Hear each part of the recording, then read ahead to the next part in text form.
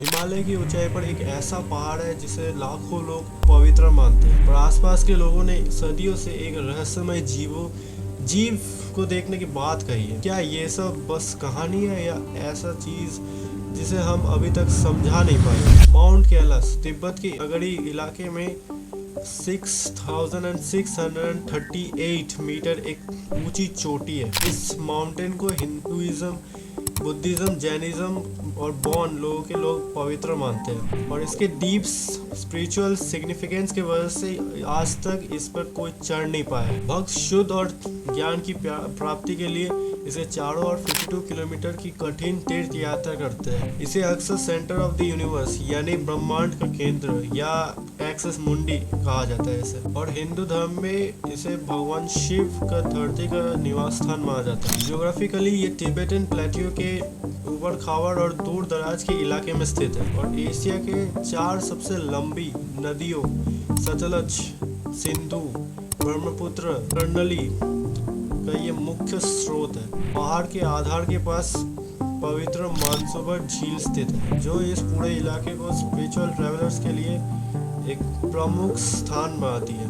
Yeti, जिसे abdominal snowman भी कहा जाता है, जो हिमालय के श्रृंखला में रहने वाला एक पौराणिक वानर जैसा जीव माना जाता है। नेपाल, तिब्बत और भूटान के फोकलोर में गहराई से रचे बसे इस प्राणी का वर्णन एक घने बालों वाला, एक 2 पैरों में चलने वाला एक प्राणी के रूप में किया जाता है, जो बर्फ पर विशाल फुटप्रिंट्स छोड़ के जाता है। सेंचुरी से शेरपा कम्युनिटीज और एंशिएंट बुद्धिस्ट टेक्स्ट में बर्फ के जंगली आदमी या तो वाइल्ड मैन ऑफ स्नोमैन की कहानियां मिलती रहती है, जहां वेस्टर्न पॉप कल्चर्स येटी को एक राक्षस के रूप में दिखाती है। वही लोकल ट्रेडिशंस इसे पवित्र पहाड़ों के एक शर्मीले और शक्तिशाली राक्षस के रूप में दिखाया है, जो अछूते प्राकृतिक परिवेश को प्रोटेक्ट।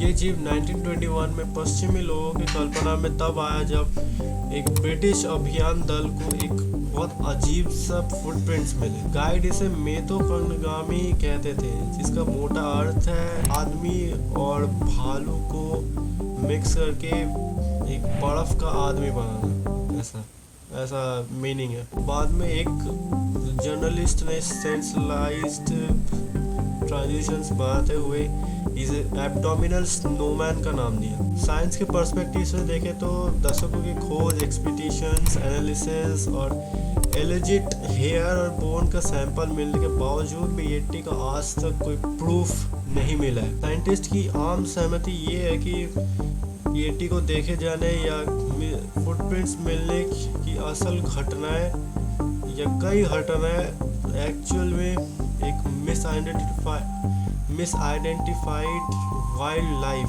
खासकर Himalayan brown bear, Tibetan brown bear या एशियन ब्राउन बियर की गलत पहचान का नतीजा है। शुरुआत में ये कहानियां एक दूसरे से पूरी तरह से अलग लगती है, but both have created Himalaya as one of the greatest mysteries। कुछ लोगों का दावा है कि वहाँ अजीबोगरीब घटनाएं होती है, बट इस घटनाओं का कोई साइंटिफिक प्रूफ या कोई वेरिफिकेशन नहीं मिला है। Despite decades of searches, no conclusive evidence, scientific evidence has confirmed the existence of the Yeti। Himalayan और तिब्बतन प्लेट्यू के दुर्गम और कठोर इन्वायरमेंट के कारण येटी और माउंट कैलाश एक दूसरे से अटूट जुड़े हुए हैं। येटी की कहानी और माउंट कैलाश की हार्श वेदर आपस में डीपली जुड़े हुए हैं, क्योंकि पहाड़ का कठिन माहौल इसे रहस्यमय जीव की कहानी के लिए सही परिस्थितियों में बनाता है। एंशिएंट कहानियों में मिस्टीरियस येटी और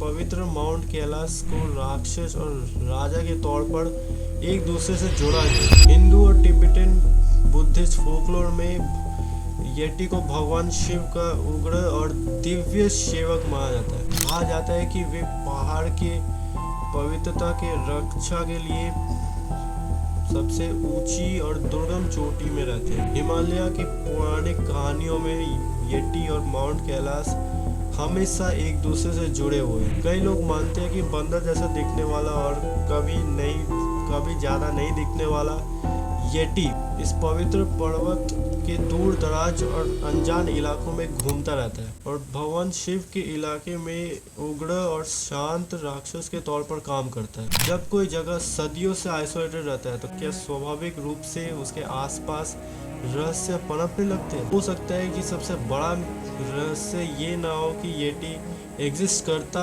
हो या ना हो सकता है कि असली रहस्य ये है कि इंसान हमेशा अनजान चीज़ों के लिए अट्रैक्टेड रहा है, चाहे येटी सच हो या सिर्फ एक कहानी, या चाहे माउंट कैलाश से जुड़ी कहानी या सुपरनैचुरल हो या सिंबॉलिक। एक बात तो पक्की है, हिमालय आज भी लोगों में इंस्पिरेशन, इमेजिनेशन और फेथफुलनेस को जगाता है। तो yup, this is the topic.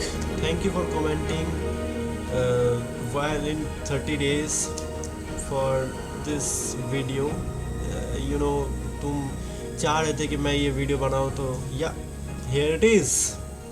And sorry for the 1 week delay because I was sick and I was in rest and वगैरह वगैरह। कोई बात नहीं, इस बार अब फ्लो आएगा, ठीक है।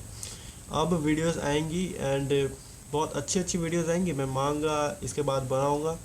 मैं एक्चुअली मेरे वो एनिमे वीडियो के बाद मैं मांगा बनाने वाला था, बट उसका मेरे सब्सक्राइबर का कमेंट आ गया, उसके लिए मैं बना नहीं पाया और ये बहुत रिक्वेस्टेड था, तो या मैंने ये बना दिया। And thank you for commenting once again.